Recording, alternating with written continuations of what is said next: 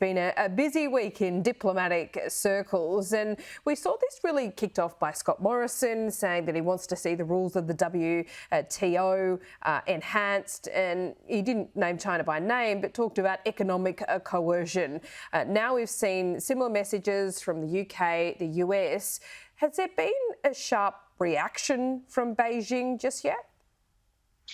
There hasn't, and there's a simple reason for that. It's a three-day public holiday in China at the moment, but be sure there will be a response from China. They will be on the defensive. They have dismissed the G7 as just a small organisation representing a small number of countries, and they say the days when organisations like the G7 can dictate and make decisions for the rest of the world are over. But I think the language we heard from the NATO summit really was pretty significant. This was some of the strongest language I've ever heard NATO use against China. They didn't quite call China the enemy, but they did refer to China as a rival. And, you know, the statement is really quite remarkable. They say China poses a constant security challenge and it's working to undermine the global order. They say China's assertive behavior presents systemic challenges to the rules-based international order. So this is language that I think will provoke China. But, you know, it's worth remembering that only, 2 months ago, Henry Kissinger, the man who was a former US Secretary of State under Richard Nixon, had warned of the colossal dangers, in his words, of a Cold War between China and the United States. Now, experts debate whether we are on the verge of a new Cold War, but it's certainly beginning to feel like that. And an interesting footnote, Laura, it was exactly 50 years ago this very week that Kissinger, as a secret envoy, went to China to try to begin the process of China and the United States establishing diplomatic relations. You know, within 3 decades, China had joined the World Trade Organization. 10 years after that, it had staged the 2008 Olympics.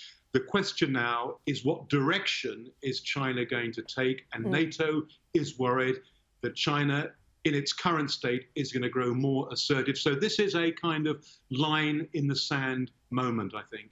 Indeed, it is. And even some of these Western nations pointed to Hong Kong more directly as an example of China's growing influence. Now, the fate of Angus Chow, the young pro-democracy activist released from jail on Sunday, is looking really painfully thin at the moment. What more can you tell us about that? Well, she is painfully thin. When she emerged from a women's prison on Saturday afternoon, it was quite clear that she was an awful lot thinner than she was when she went into jail 6 months ago. You could see from her hair that she had lost some hair. She sent a message on Instagram the following day conceding that she was very weak. She said that she was glad that her nightmare was now over and that she desperately wanted rest. Now, she was sentenced to 10 months in jail in December for taking part in what was described as an unauthorized assembly, but she was freed after serving almost 7 months of that term.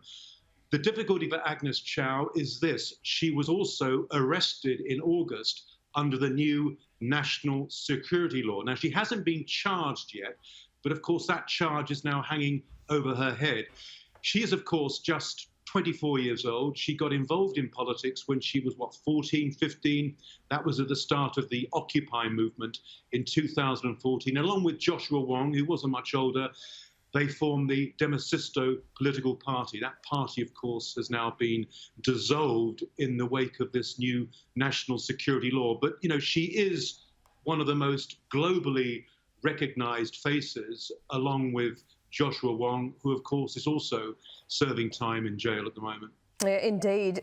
Look, there's plenty in the headlines for China to be dealing at the moment, and they're really lingering concerns. But one that we haven't talked about is this possible nuclear leak across the border that China's playing down. Yeah, Laura, there are certain words you don't like to hear in the same sentence, and they include nuclear leak and China. The claims of this leak are being reported in Hong Kong, but as far as I can tell today, not on the mainland. There also seems to be no discussion on Chinese social media either. The plant in question is about 130 kilometers away in a place called Taishan in Guangdong province. It's a very new plant. It only opened about 2 years ago.